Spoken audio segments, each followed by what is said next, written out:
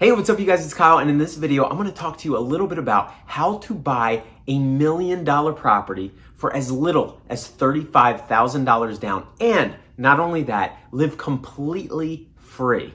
And we're gonna go over that in this video. But first, before you find the right house, before you find the money for the down payment, you gotta do one thing, and that is to deposit one like on this video down below. Go ahead, you'll know it works when it turns blue. So go do that. It helps with the algorithm. I appreciate it. And also follow me on Instagram. I post there pretty much daily, so you will get other aspects of my life as well. I'm on Twitter. If you feel to follow me there, go ahead. And don't forget to subscribe if you have not done so already, and hit the notification bell so you will get notifications every time I post a new video down below. Okay, so I've recently had some friends come and ask me and send me videos that they've seen online by people that have been questionable, at the very least, whether they actually have done this themselves or if they know what they're talking about. But there is some truth to some of these videos.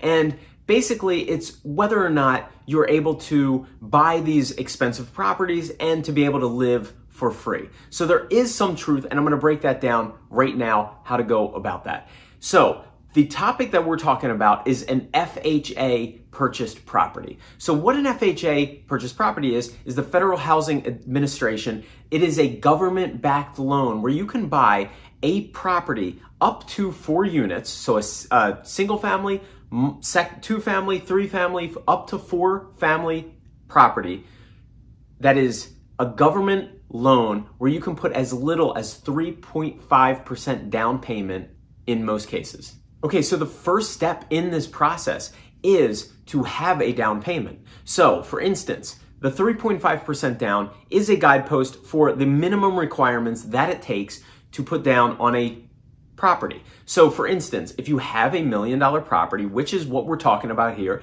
that you can put down 3.5%, which is $35,000. Now, I realize that $1 million property is a lot, and it could be a very lot in some parts of the United States. So for instance, next to New York, near northern New Jersey, a multifamily property could easily be $1 million. But in other parts of the world, a multifamily property, a 2 family, a 3 family could easily only be $100,000 or $200,000. And in that case, 3.5% down at a $100,000 property is only $3,500. And in a $200,000 property, it's only $7,000. So you really have to just be able to get the down payment for the property in the type of area that you're in and what these multifamilies that you would feel comfortable living in are going for. So step 2 is to find the property. Now, the most common place for the public to go on and look for a property for sale is on Zillow. This has been a growing site over the years and has pretty much every property that is available for sale on its site. It's a pretty easy, user-friendly site, and you can go on and type in different multifamilies, different criteria that make you weed down what type of property you're looking for. So for instance, if you only have about $7,000 to $10,000 to put down, I really would recommend not looking much over the $200,000 mark. Now, if you can't find a property that fits your needs in that location that you're looking at, you might have to search a different location, because locations vary from place to place. It's all about location, location, location. That's what they say in real estate, and that's the golden rule. You could find the same type of house outside of Manhattan for close to $1 million that you could find in Pennsylvania or in another state neighboring for $100,000 to $200,000. You could find a 2 to 3 family house, and just because of the location, you have such a different home price. Okay, so step 3 in this process is to look at the rent roll versus the mortgage payment. So say, for instance, let's use an example that we find $1 million property and it's a 3 family house, and you can know that these 2 apartments, there's 2 maybe better apartments in this building and 1 smaller apartment, and all you need is a 1 bedroom or a 2 bedroom smaller place. Now, the other 2 that are in this property, you know that by even using a simple mortgage calculator on Zillow, where you can put in the home price, which is say $1 million, and you can put in the down payment of say 3.5%, and you come up with the mortgage payment estimated between the monthly principal, the taxes, and the insurance. And let's say, for instance, with the rates being so low that they are now, because for an FHA, we'll get into this, it's about 2.5%, and even in some cases lower than that. Don't worry about that right now. I'll get into what that means. That means that your mortgage payment may only be around $6,000 a month for $1 million property, even just putting down $35,000. Now, if it's $6,000 a month and you have a 3-family home and 2 of those units can rent out for $3,000 each, you're looking at those 2 units paying $6,000, which covers your mortgage, which covers your insurance, principal, and taxes, all looped into one, your mortgage payment, and you, my friend, get to live in the 1 unit for free. Either that's the smaller unit, maybe you want to live in the other unit and you'll collect a lesser rent, and whatever it is. But that's how you would use it in that case to live for free. Now, in a different scenario, say you only have that $7,000, you're looking in an area that easily has 3 family houses for $200,000.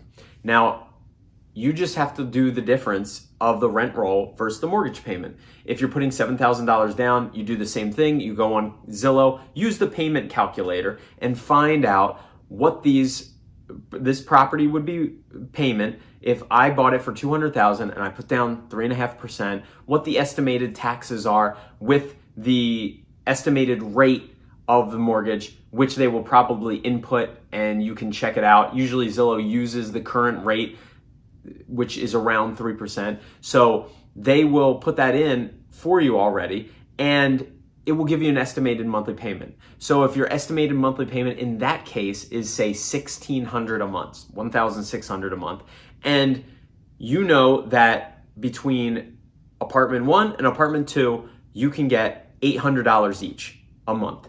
That covers your mortgage, and you live in the other unit for completely free. If you want to find out, if you don't know exactly what the going rate for the mortgage or for the rent rolls are, you can always contact a local realtor in your area and just say, hey, this is what I'm looking for. Is this possible? And say you've looked around on Zillow and you found and identified a couple properties.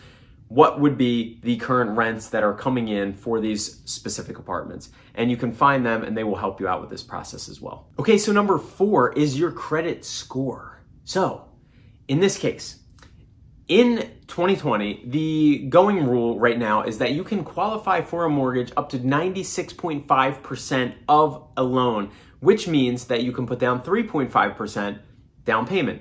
That is only if your credit score is 580 or better. If your credit score falls between 500 and 579, you can still qualify for an FHA loan. However, you will have to put down 10% in that case. So, for instance, a $200,000 property would be 10% down, which would be $20,000. Okay, so number 5, here's the possibilities with this. I just gave you everything that you needed to know to identify these properties and what you need for a down payment and for a credit score to qualify. So, what you can do after this is, say you get into a place and you get a great deal on a property that is $200,000 and you have to buy this for $7,000 down.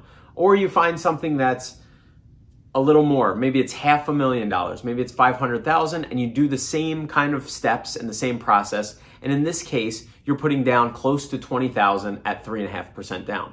I think it's about $17,500 if my math is correct. I'm not sure. Something around there, and you do the same math. Now, say that property appreciates. The one thing you have to do as an FHA loan is live there for up to 1 year. Now, if you can find something that maybe one of the units needs a little bit of work, maybe the housing market is appreciating around this area. And if you get a great deal and it appreciates a little bit, and say next year or 2 years down the line, this $500,000 house is now worth $550,000 or $600,000.